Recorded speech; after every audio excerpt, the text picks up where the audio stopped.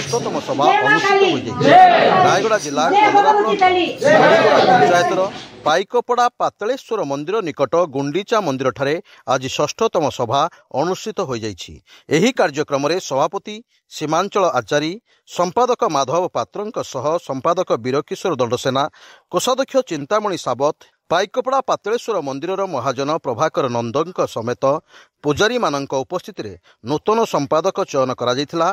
सभारे पूजक मानक द्वारा निष्पत्ति निया जे पूजारी मानक मध्य कौनसी पूजारी देह असुस्थ किंबा देहांत हुए तेबे पूजारी मानक सहयोग में 3000 टंकारु 5000 टंका पर्यंत सहायता राशि प्रदान करा बोली समस्त पूजक माने मत रखिथिले।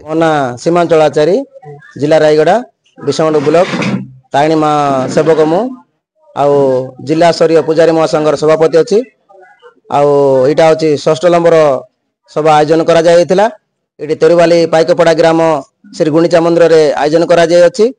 आगु के संघ गढ़ापी बोलिक आम संघ गाँ गाँव में मीटिंग आयोजन करूँ संघ गढ़ले बोलिक आम आगु को गढ़ू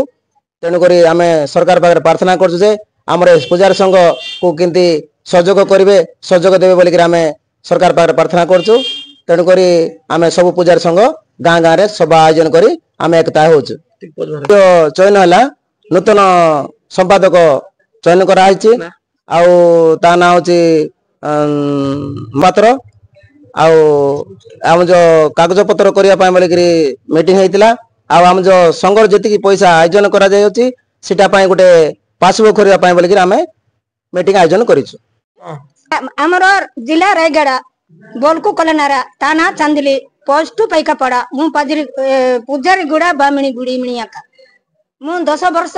15 वर्ष सरपंच थिली जे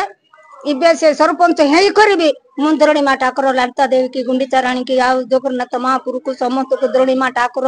समस्त को मां तारिणी गजबाणी माजिगिरी माणिक से समस्त को मु सेवा करबा लोक बुढ़ी लोक की सेवा कली